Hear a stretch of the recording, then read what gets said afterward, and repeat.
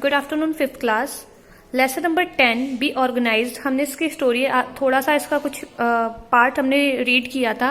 I hope आप लोगों ने भी घर पे उसे रीड किया होगा और सब लोगों को अच्छे से समझ में आया होगा। अब आज हम यहाँ से ये स्टोरी कंटिन्यू करेंगे जहाँ हमने लास्ट टाइम छोड़ी थी।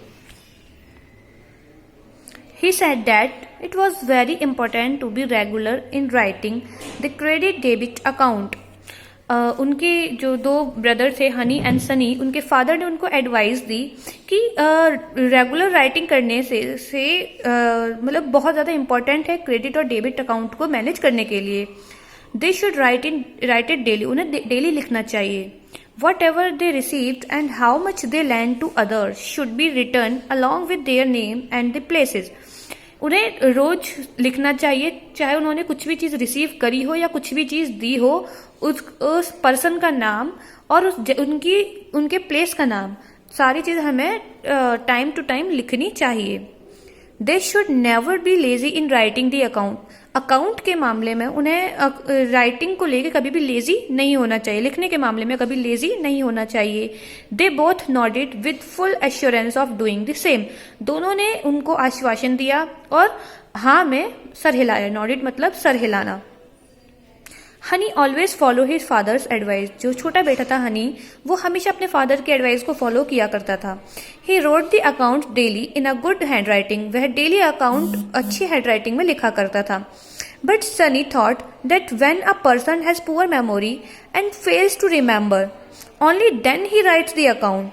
सनी का मानना यह था कि जिन लोगों की मेमोरी पावर बहुत लूज होती है और जो याद करने में चीजों को याद नहीं रख पाते हैं, अकाउंट्स लिखना सिर्फ उन लोगों के लिए जरूरी है। Since his memory was sharp he could remember what ever was given और रिसीव। उसकी मेमोरी काफी शार्प थी, वह उसको सनी को सारी चीजें याद रहती थी।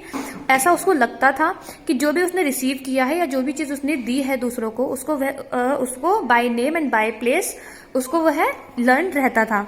सो he did not write the account. तो वह अकाउंट नहीं लिखता था। Years passed by and both of them got married.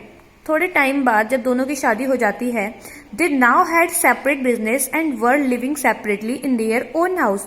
अब उन दोनों का अलग अलग बिजनेस होता है और दोनों के अलग अलग घर, अपने अपने घर होते हैं। Their father advised them to spend according to their income and also save a little from their earning. उनके फादर ने उन्हें फिर एडवाइस दी कि आपकी जो इनकम है, अकॉर्डिंग टू योर इनकम ही आपको खर्चे करने चाहिए और अपनी इनकम में से थोड़ी सी अर्निंग सेव करनी चाहिए। The younger son Honey understood his father's advice properly. छोटे बेटे हनी ने फिर से अपने फादर की एडवाइस को प्रॉपरली से सुना और उसको समझा और माना। He wrote the accounts daily and at regular interval kept a check on his earning. वह डेली अकाउंट लिखा करता था और रेगुलर अपनी अर्निंग को चेक किया करता था कि कितना उसने खर्चा किया है और कितना नहीं। He saved a little from his earning. और अपनी अर्निंग में से कुछ हिस्सा बचा के भी रखता था, सेव भी किया करता था। He was very careful in spending the money and never spent more than his income.